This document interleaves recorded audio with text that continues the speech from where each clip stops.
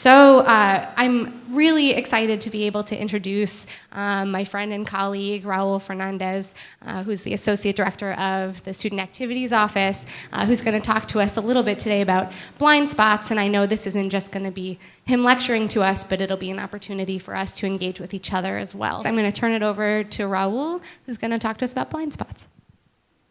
Okay. Maurice, thank you so much. Thanks, committee, for inviting me to be here. And I know in the future, Jackie Boyle will be coming back to campus to give a talk on first-gen students, which I'm very excited about as well. But in the meantime, I'm excited to be here to talk to you a little bit about our own blind spots. But really, we're going to do a little bit of work today. So you see something was on your table. You've got a few questions that are on there that we'll get into. You've got a pen, I know, and we'll talk a little bit about that. What I wanted to first say, though, was this. I'm excited that we have so many people from so many different areas here on campus because the discussion that we're going to have, and you'll have them in small groups, but then also as a larger group, is really what helps us move forward in sort of understanding not just ourselves and those around us, but for the work that we do, our students, right? And they come from very different perspectives in this world. We're going to talk about identities, but every time we say identities, I want you to think perspectives, right? Because who we are shapes what we do, right? So we're going to talk a little bit about that. So first things first. You've heard this concept, lenses, right? Right? And people wear different, looking through someone else's eyes, walking in someone else's shoes, right? As a way to think about and understand someone else's experience, right? I like it. It's a decent metaphor, I will say. But it assumes, in a way, that we're in the same place, right? This idea of looking through someone else's eyes or putting on these different lenses assumes that we're looking at the same thing from the same perspective. And I want instead, as we have this conversation, for you to think about this other metaphor of maybe standing in an art gallery. Maybe we're at the MFA. No, the ICA. Big fan of the ICA. I like the MFA too.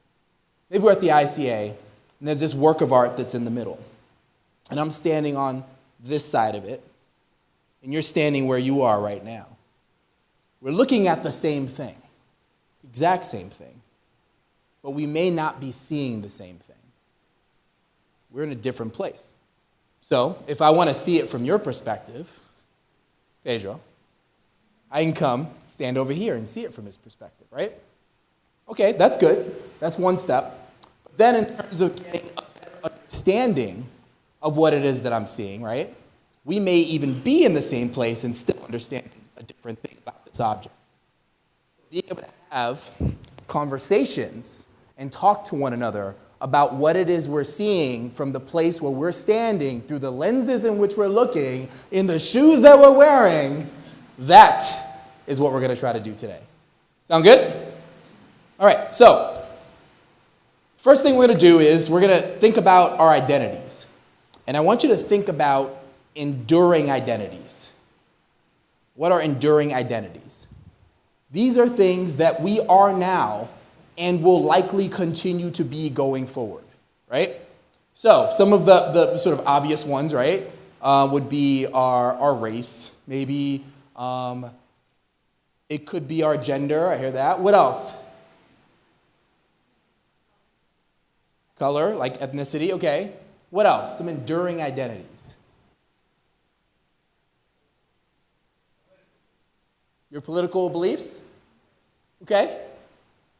Could be. And by the way, some of these things change over time, right? Our understanding of our own gender identity or sexuality could change over time. Our political beliefs can change over time. But largely, these are enduring. These are fairly solid things, yeah? Religion.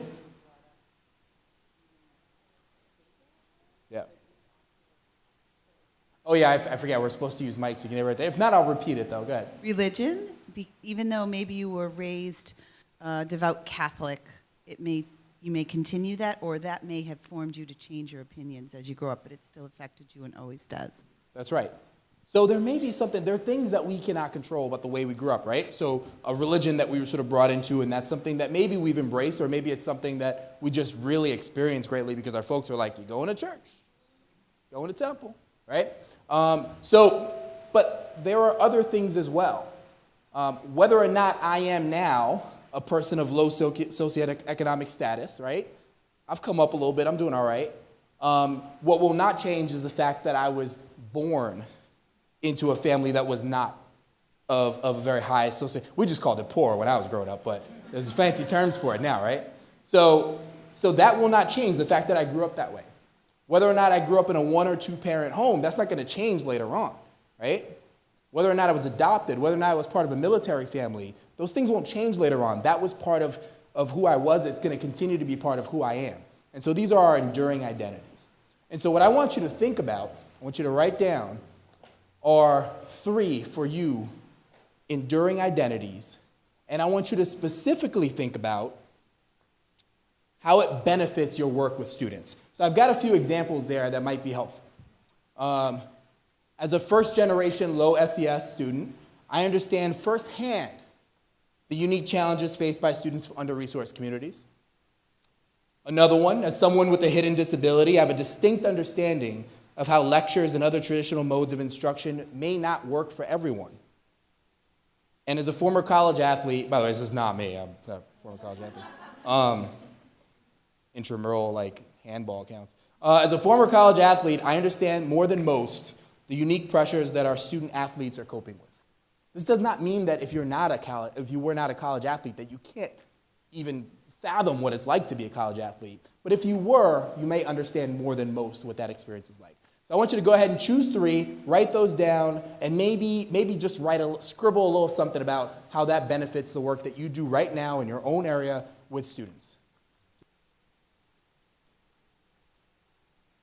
Okay, so I want you to do this. I like different learning styles, right? So one is this reflection, writing down on my own. There's another one that's the pair and share. Who likes the pair and share? It's a good one. So I want you to do that now, and then we'll bring it out to the larger group. But for the next few minutes, I want you to just pick someone that's sitting next to you. That'd be fine. And just one-on-one if you could. If you happen to be at a table where maybe it makes more sense to have 3 people, that's okay too. And pick one of those and talk with the other person about that identity and how it benefits your work with students. Let me give you a few minutes just to do that. All right. I've been walking around, I'm hearing some really, really good things that I want everyone to hear. So, who's got something they'd like to share, one of those identities and how it benefits your work with students? Let's go. Go for it. My name's Ashley Anton. I work in the International Students and Scholars Office here. I'm an international student advisor there. And one of the things that has really shaped me has been my own experience as an international student going to school in Japan, and how I can relate to our students now who maybe don't have English as their native language, the difficulties and the things that they have to go through here. I feel like I use that knowledge that I've gained abroad to sort of relate to them and to understand a little bit more their needs. And I like that. I'm grateful for it. This concept of having this sort of international experience in one way or another. Very good. Also transnational, lots of other areas. What else you got? I'm Angela Saliga, and I teach in biology. The courses that I teach, it's actually very interesting because in one room, my class is very heavily dominated female because they are sergeant students. And in my other class, it's very heavily dominated male because they're engineers. So me being in a male-dominated field for most of my life, I was definitely felt the pressures of woman, maybe this is what you shouldn't be doing. When I was growing up, I was told I was supposed to be a grade school teacher because that's what girls were supposed to do. That's literally what everyone in my graduating class from high school, all the women we did, including our top 10, so that's what they do. And then the boys, they went on to the hard sciences and the maths. So this definitely influences all of my interactions. I reach out a lot with high school programs in the area. I do a lot of women in science groups in graduate schools, postdocs, kind of through the grapevine. And what I try to do is empower the women, but also tell them, include the men. The men are not out to get us. they just need us to tell them like how it's different, and we need to understand their perspective too. You know, and this idea of gender is really interesting. There are some of us that can go through life and for the most part, not even think about our gender very much, right? I'm thinking about, I was asked to speak one time at a sorority chapter meeting here at BU. I think we're in like Stone B50 or something like that. And there's about 100 or so women there, and I'm the only guy. I've never felt my dudeness so much as I did that night, right? And I was very conscious of it. And I was thinking, what does this mean? You know? How what's my communication style right now? Does it change? I don't know, right? And I hadn't really been in that circumstance before where I felt my gender so much. And I don't know what everyone else in that room was thinking about me, but that was a moment where I said, you know, it feels like my gender matters for some reason right now, and I wonder what that means. And that forced me to think about it. I'm still thinking about it. Yes. But Raul, the fact that you went in with your dudeness suggests you already have power. Tell me more, Linda.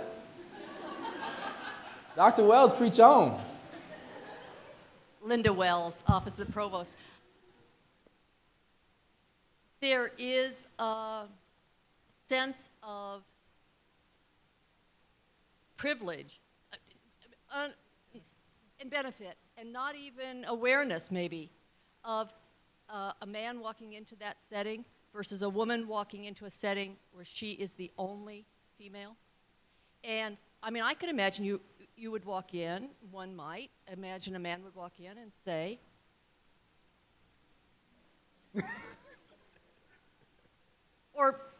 so I had to comment, sorry. I just think that, you know, sometimes that's the other thing that we don't realize.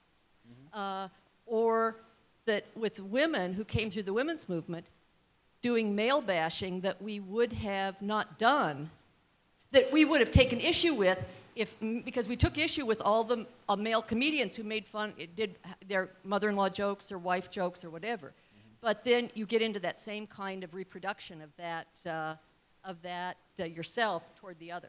Sorry, I had to stop. Forgive me. Thank you. Appreciate that. My father's 5 Hail Marys, you can tell my background. Taryn Andrea, I'm an academic advisor in CAS. One thing that I talked about a little bit was religion and being raised in an Irish Catholic family and coming to college and just kind of getting all these experiences that really led me to question kind of my own religious beliefs and the things that I had been raised with, and how it can be a very uncomfortable and a very scary experience, and something that I think a lot of students go through, but it can also be very empowering if it's something that you feel like you really believe in and is really important to you. So that's something I talked about. Yes, absolutely. And that's one of those things that I think that we do need to talk more about with students on campus. And by the way, this is coming from I always say I'm not religious, not even a little bit, right? I think I'm supposed to say I'm atheist, but I usually say I'm not religious, not even a little bit. It's just not part of my life. But I like having conversations with students about their experiences. What I have trouble doing is, and I think that may be one of them on that next part, and we'll get into this aspect of blind spots, is really understanding that experience as someone that came up as not religious. This is not a thing that we should be, we have these taboos, right? There are things we don't talk about, right? Politics and religion and like sometimes race, so sometimes it's okay. If there's a forum, then we can talk about it. And those are things that we don't always talk about, but those are some of the most important things in some people's lives, and to just act like they're not there while we're going about doing our daily work and counseling students just doesn't seem right. Let's get one more. Yeah.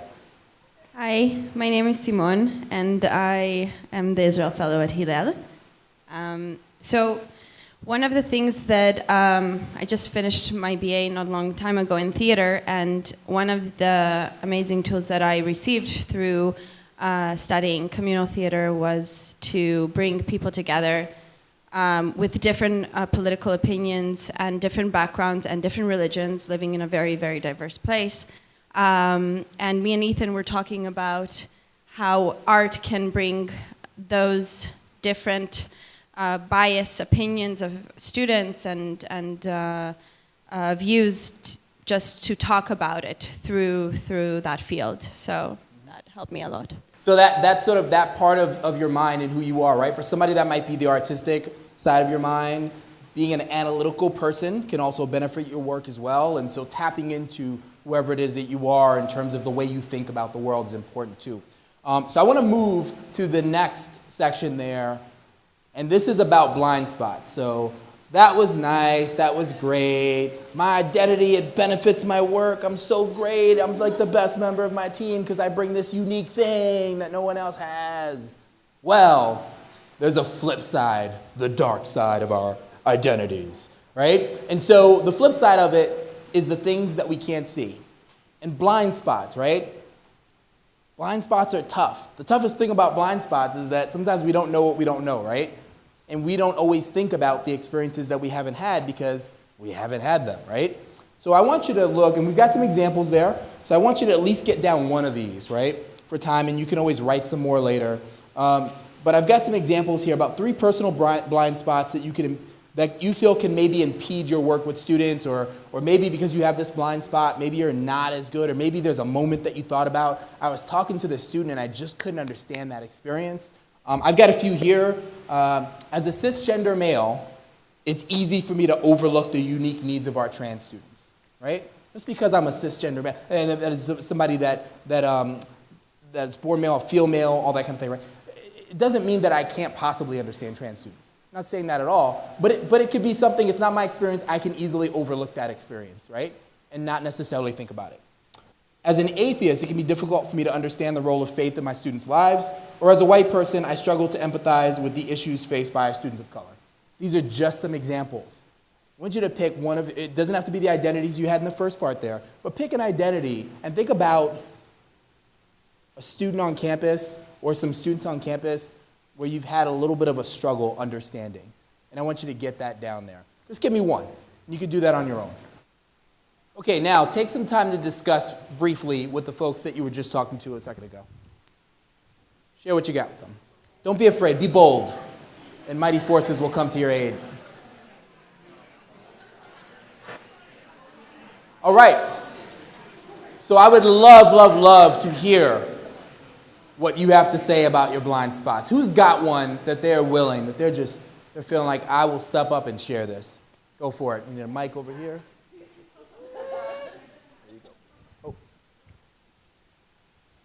Hello, everyone. I'm Cece Uden from Questrom. My blind spot, which fits this, I'm an extrovert, as many of you know. So I struggle when I speak with students if they're introverts, to help open them up so we can have a real conversation and I can know what they're struggling with, but also to help them advocate for themselves. Or I'm like, oh, just talk to that student, talk to the professor. And they're like, no, and I'm like, but you should. So I'm learning how to harness the power of introverts, so. That's a good one. That's such a good one. What else you got? Go for it. Hi, I'm Natalie. I'm also in the biology department. And I was not raised here. I've never been it's my first time in an American university, so I did not know the phenomenon of athlete students. And I just had an athlete student, and I have no idea what they struggle with. I didn't even know what are the policies in the university to deal with. Should I excuse him from not coming to class? Should I excuse him from assignments? I had no idea what to do with this. Yeah, student athletes, they're this very unique thing, right? Of these students that are here to study like everyone else, but also have this other commitment. And unlike an interest, right? There are students that want to do theater while they're here, if they're not a theater major, I'm saying, that are interested in theater and maybe they want to even do like a club sport or whatever. These students, part of them being here is tied to them playing this sport. Really, really interesting, unique circumstance. It can be difficult to understand. Yeah. Hi, Debbie Miller from the Study Abroad Office. We work with parents, maybe a little bit more than other people. And I was raised very independently with very little parental involvement, in part because I have a lot of siblings, and I'm number 8 of 10. So by the time I came around, it was do whatever the heck you want. So there's that too, and so it's sometimes difficult for me to deal with snowplow parents or helicopter parents, whatever you want to call, drone parents. And also in some ways with the students who are accustomed to maybe talking to their mom every day or texting with mom or dad or a family member every day too. Like that whole concept to me has been difficult to kind of understand. Absolutely, yeah. I definitely identify with that. I will be in another country and I'll just be like, my mom will call and be like, oh yeah, I'm in Honduras right now. She'll be like, oh, okay, have fun. Like, doesn't really care. But for some of our other students, and you're imagining doing that? Yeah, like bad things would happen. All right, what else you got? Yes. I probably have as many blind spots as I have habits. And I don't know many people who do not have habits. In fact, the university presently is encouraging, in its working paper for general education, the development of habits of mind. I wonder if you might talk to us about the relationship between not good habits and bad habits, but rather, how is it that we are habitual beings? Plato didn't like the concept of habit. Aristotle did. Kant was ambivalent. John Dewey said habits are the expressions of growth. I don't think all habits are equal, that all habits are commendable, and hence some perspectives are not worthy, unless you say, but it depends where you're standing. At some point, it would be good if we, in these kinds of discussions, went further and really get into something like habit, habitus. And as Linda was saying, you have some habits that need examination. We all do. Absolutely. Let's put habits on the schedule for future talks. But here's what I will say about that, is I walk to work every day. 20-minute walk. It doesn't matter if it's hot outside or if it's the middle of the winter. I walk to work every day. And I tend to take the same route every day. So much so that some people know this. I noticed that there's a person that sits on a bench and reads a book every morning on the way in. And right, some people know this. And yesterday morning, she was on a different bench. And I was like, what does it mean? Why? I should have asked. Today, she wasn't there at all. I'm really worried. Okay, so, I think our study abroad folks, our global programs folks are like this, but there's something about changing that habit and being someplace else that awakens your mind. And occasionally, I've said, let me just go this way, because I've got some extra time or whatever, and instead of being I do a lot of podcasting while I walk, sometimes music, whatever, instead of being in that world and seeing the same things over and over again, I'm all of a sudden head on a swivel, seeing things because I'm seeing for the first time. It's not this familiar thing that I've seen over and over and over again. And this matter of perspective and blind spots, I think I like blind spots because you think about sort of being in that car and needing to turn your head to look, to see what's back there before you make that turn, right? You've got to look for that blind spot. It involves turning your head. And that some of the work that we do here is about helping our students to turn their heads a little bit to the right, a little bit to the left, to see what they haven't seen yet, what they haven't looked for yet. Sometimes you don't know what's going to be there when you turn and look. And that's part of changing these habits of mind. Habits are good. They make us feel comfortable, right? They feel great, right? There's a thing I like to eat. There's a place I like to go. There's the people I like to hang out with. But when we break away from that, there's an opportunity to learn something new, to experience something new. There's also an element of what you might call a meta level, where if you develop the habit of being vigilant, that enables you to, as it were, stand alongside your own habits. I don't think changing one's habits is something that simply happens because you want to turn your neck. I mean metaphorically. I think you need augmentative habits. Those are really difficult to develop. Absolutely. Now I want to talk about that because, in the time we have left, there's another section there, the next section, and we're going to do this just together as a group.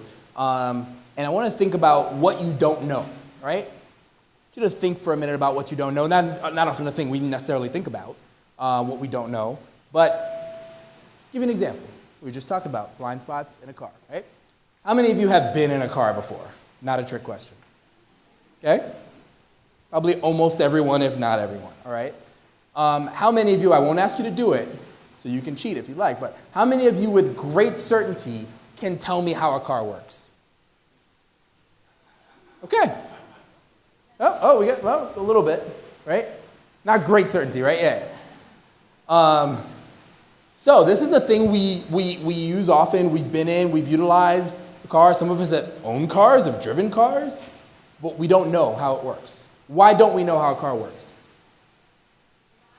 I think it also depends on what you mean for knowing how a car works, right? How a car runs. Yeah. So How to turn on a car. Do you mean we need to be engineers to know how it runs, or we can just have a general knowledge of how it goes? Well, let me walk you I through think it. it's relative. That's what I want Sure. to say. Let me walk you through it. Is how a car works knowable? Is that a thing that can be known? Yes, definitely, right? Someone knows. They built these things, and there are people that did not build them that know how to fix them when things go wrong. So it is knowable how a car works, right? Could you fairly easily learn how a car works? Let's really focus on the engine and how the engine of a car works. Is that something you can fairly easily learn? Yes. See some heads shaking? Yeah, right? In fact, you can literally go on YouTube, which I have, and learn how a car works, right? My question, though, is why have we not done that? You said? She says we don't have to because someone else knows, right? That person's usually a mechanic, right? Right? Okay, so we've decided that we don't need to know that because someone else does, and when things go wrong, we can go to that person who will then fix this car, right? And we've decided that that is a thing that's knowable, maybe even interesting. Would somebody say that was interesting if somebody came up here and was like, let me explain to you how a car works? Some of you would be like, I'm out. Worst brown bag ever. And some of you might stick around and say, you know what? I got 20 minutes. Tell me how a car works. That seems like it might be an interesting thing, right? Fuel injection, the whole works, right? But we've decided that that's something that we don't need to know, but also we're not terribly interested in, right? We could have not binge watched the last Netflix show and learned that instead, but we just decided that Jessica Jones sounds awesome and I'm going to check it out, right? That's a Netflix show, not a person. Okay, so I want you to think about, tell me something else that you don't know. I have some things here. So I had a couple things that I wrote down. With all of our abundance, why are there still homeless people living in the street? I'm just not sure. Why can't we, why? I know there's issues, I understand. The other one is a funny one. If it's warmer down south, why don't the birds just stay there? Why do they keep going back up? There's pools in Miami. Just go hang out at the pool, the beach, right? So there's some things, and that might be a good explanation, right? But it's just a question. What other questions do you have about the world that you just don't know? Anything. What? Why is there so much hate in the world? Okay. What else? Why don't we have paid paternity leave? Okay, in America. Yep. But I think I saw something back here. Yes. Why don't people want to learn more about the things they don't understand? Right? Okay, I like that. Yeah.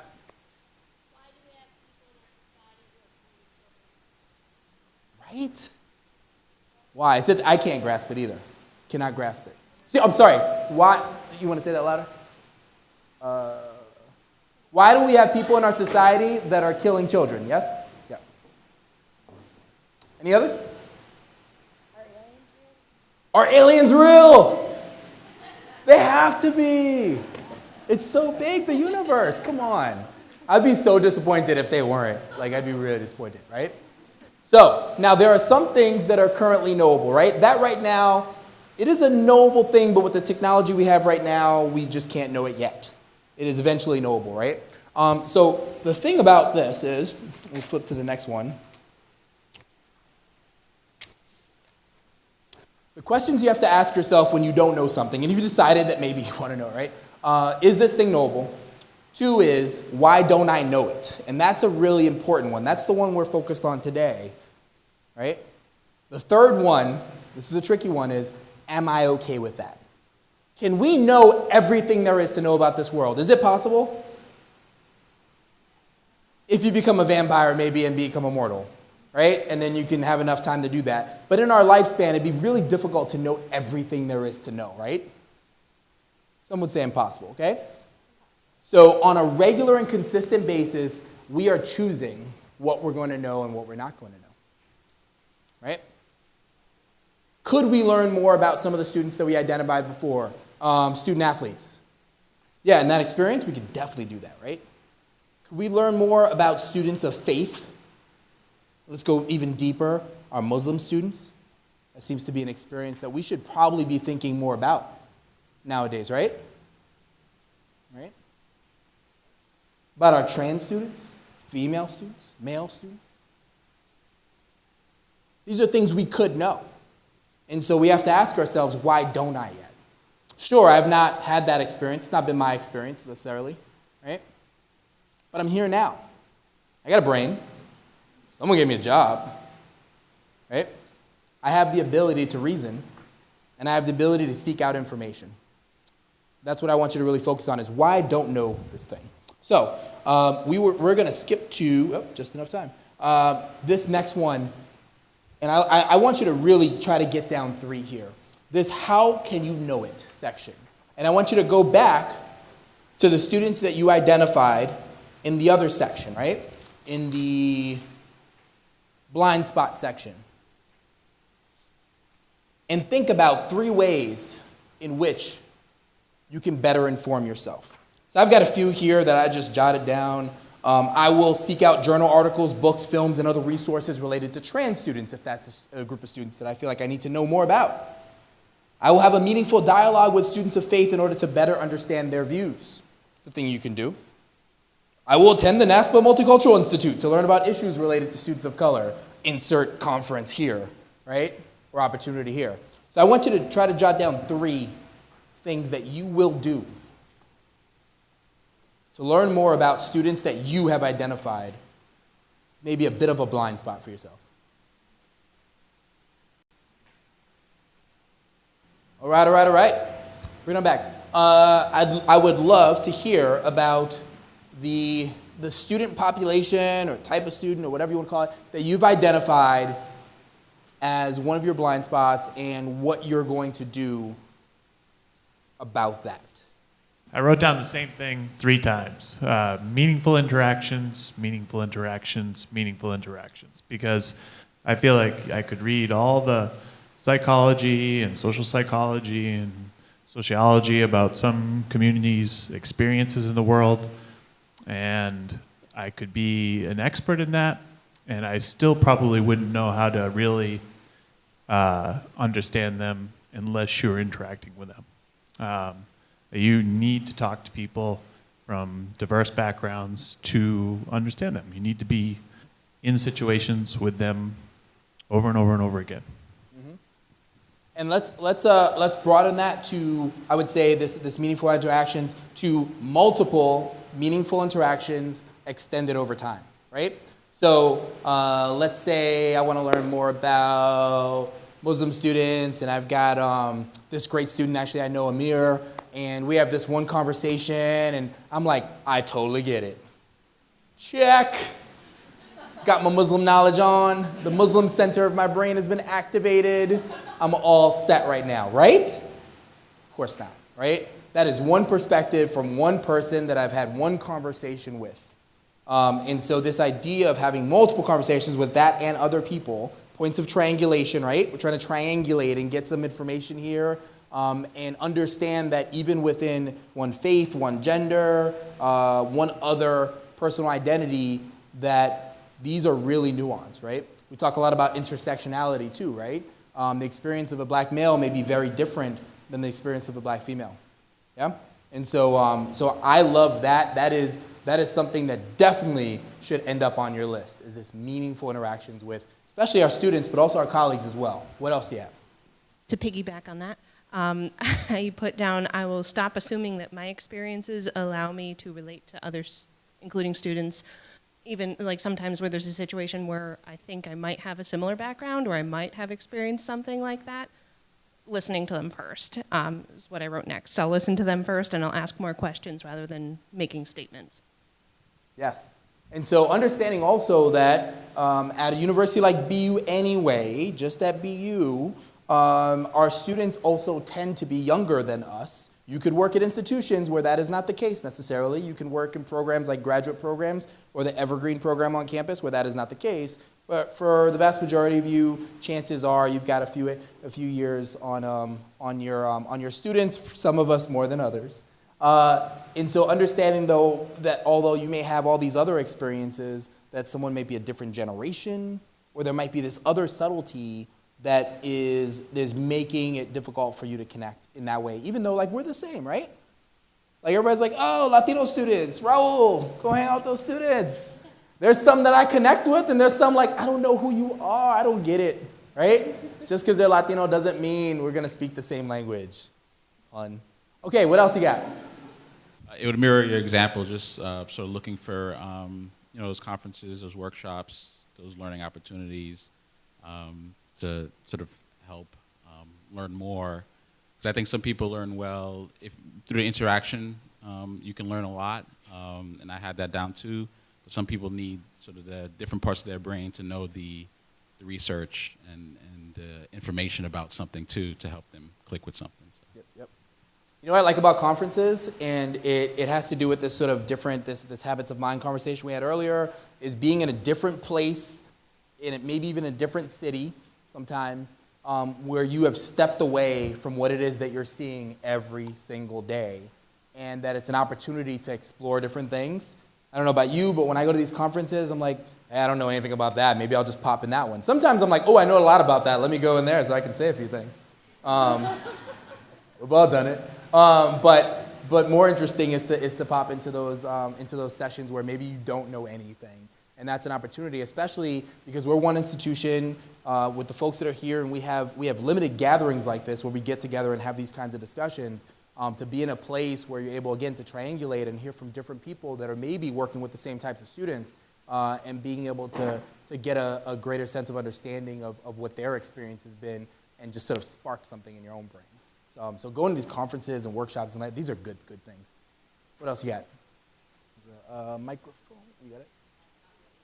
Yeah, for the video, yeah. So this should just come off of Reggie, because conferences and workshops like this tend to be more formal gatherings. I really encourage my students to do it more informally. I really encourage their collaboration, because then it's not something that they commit to. They don't like commitment, right? It scares them. So it's more informally, like they get together. It's like, oh, I know somebody who has that same question as you here, like reach out, like do that. And myself, I also do a lot of collaborations, and then with my graduate students, the same deal. It's like, you are not alone. There are people out there. There are people who want to get together and have regular conversations. And it's usually in pursuit of some common goal. So usually if there's a task, then they're more likely to actually do it. So I think in my role with the number of students that I see and do, like that's really, I think, the biggest thing. It's not just these meaningful dialogues, but to give them the forum to have these meaningful dialogues. Absolutely.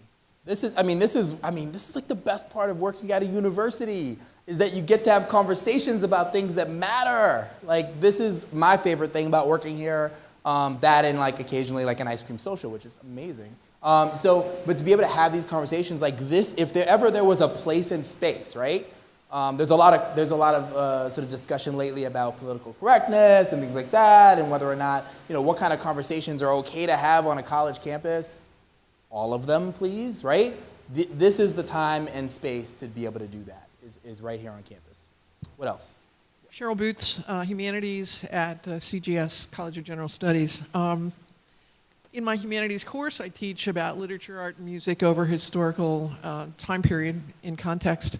And I am a musician also, and I think that one way that I can end up getting to meaningful relationships, and this is kind of a bridge, is by, during an office hour or stated period of time, invite students to bring in their MP3s or their music, something that they enjoy that is meaningful for them, and to listen to it together and to hear from them about why that's meaningful. What is it about this particular song that you like and that it would be good for me to know about. And that will be one way that I, as an older person, and we were talking about age being one of our distinguishing factors here, one way that we might be able to bridge that is through music, and to get to the point to be able to talk to students. One of my other things was I'm a faculty member, and I always have prioritized learning, and I think those kinds of comments have come out before, but we have students who don't. And maybe a way to build a meaningful relationship is through something that is meaningful to them, and then ultimately to get to what's meaningful to me, which is learning. Mm-hmm. Absolutely. And that's one of the things that we talk about a lot where I work is we have some mantra, do what you love, and I also always say, like, do something you've never done before, right? This idea of stepping out of your comfort zone. But when you start having these conversations with students about what it is that they love to do, and not necessarily what they want to do professionally, although maybe that is the same thing, which is great, but what it is that they really love to do, there's something different. I remember there's a student that still works in our office, and she's just like sort of really quiet and like, just really quiet student, which is great, good for you. I go to, actually I was at the ICA, I don't know, I'm plugging the ICA today. I was at the ICA and they had student groups, BU student groups performing, because we've got an alum that works over there, gets the BU student groups in there, right? And she is on stage dancing and just like, she is just like beaming smile, like she was activated, like in her element. And so I was seeing her outside of my element, and I'm like, why aren't you excited to work in this office, right, where I work? And then I saw her in her element, and she was a different person. She was who she was in her own element. And so being able to step outside and be able to see our students, they have so many great groups that they're a part of and things that they do on campus. Maybe go check out and watch them like play whatever their sport is, or watch them act or dance, or watch them play chess for the chess club. That's so exciting. But to be able to do those things and see them in their element, I think is really special as well. So mine might be a little bit particular to my job, but I've noticed a lot of times that our students, particularly our students of color, who when they feel they feel slighted or marginalized, or they take issue with some administrative policy that we have here at BU, is they're talking about it online. They're tweeting about it, they're writing blog posts about it, they're putting it on BU Confessions on Facebook. And most of the time, it's really easy to sort of take those things and scroll through my newsfeed, and it's talking badly about BU, and I can't understand it, so maybe I just ignore it. But I really want to take some time out to like seek out those blog posts and read more about experiences of our students of color, and really any students at BU, but that was a blind spot for me. And really bringing up this idea of dissonance, right, between someone else's views and your own, and sort of saying, well, people are posting, this is how I feel about this, and that other people are posting, well, I think totally different about that, and being able to figure out, like, where are they coming from, each of them, right? And trying to understand what that perspective is, and why don't I necessarily agree with what that person thinks.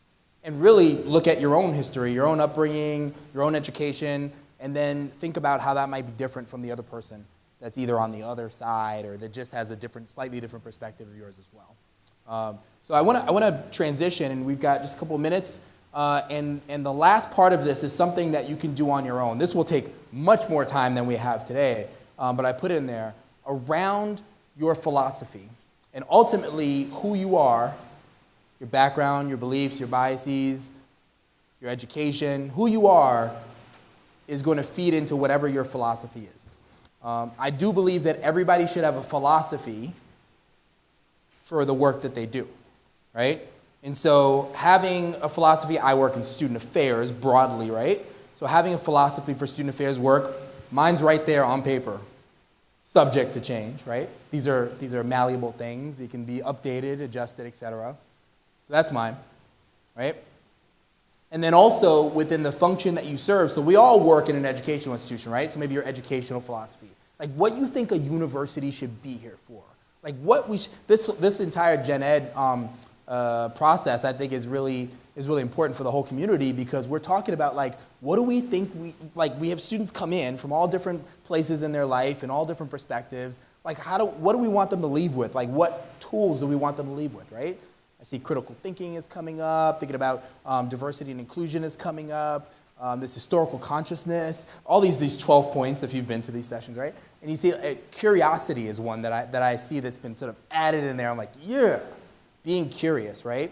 And this is what we're talking about, figuring out what we don't know and then saying, I want to know that, and then going after it, right? And so this entire process is really good, but what it does is it feeds into what your philosophy is. What do you think a university should do? I don't expect us all to think the same thing about that, but there may be some crossover in the elements. But then, further than that, I mean, I see people here that we mentioned study abroad, arts initiative, folks that are academic advisors, faculty advisors, people that work in all different areas, Howard Thurman Center's here, orientation. Within your specific work, what is your philosophy? What do you think, Shiny James, an orientation program should be about? I know you know, right? Like, what is the purpose of an orientation program? Shiny may have a very different opinion than the people that are doing orientation at another institution up the block, all right? So what's her philosophy? That's going to inform your work. It's going to inform how you do what you do. And that's something that I really encourage you to think about. But as you're doing it, I mean, you'll see, you know, one of the things that I definitely put in here for mine, and we talked about the student affairs, but in terms of the programming, I oversee marketing and programs and student activities, is that I think that engaging students with diverse experiences in dialogue and debate is the highest form of programming. That's my personal belief. That's not, no one's told me to believe that.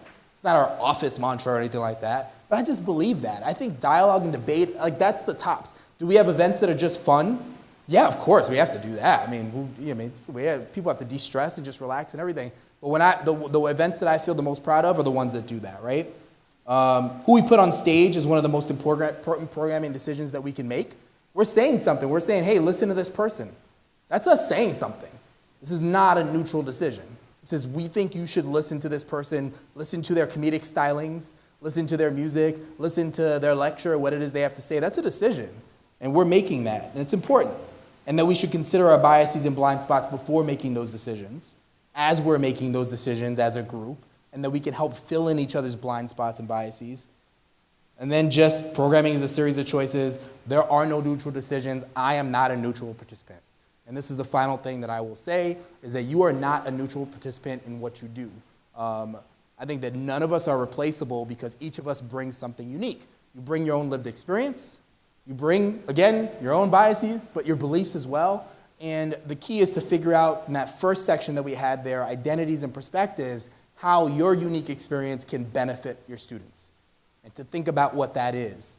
Make sure that that's part of your philosophy, how you do your work, and make sure that you're always trying to grow, trying to become better, and that you operate as part of a team. I think this advising network is fantastic because what it allows you to do is say, I'm not operating in a vacuum as an advisor on my own doing what I'm doing. That's it. I'm working with other people as a team, as part of a team to do this, and I can learn from the other people around.